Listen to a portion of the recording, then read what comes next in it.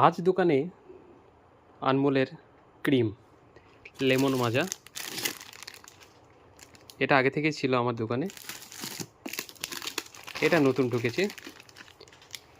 এটা হয়েছে চকো মাজা, এটার পরিমাণ বাড়িছে এবং দাম রেখেছে 30 টাকা ছিল আগে, এখন হয়েছে 27 টাকা। এটা বাড়িতে হচ্ছে 34 গ্রাম, আর এটা হচ্ছে 44 গ্রাম আনমোলের লেমন মাজা। এর দামটা ওটা 34 গ্রাম আর এটা হচ্ছে 44 গ্রাম, দামটা কমেছে।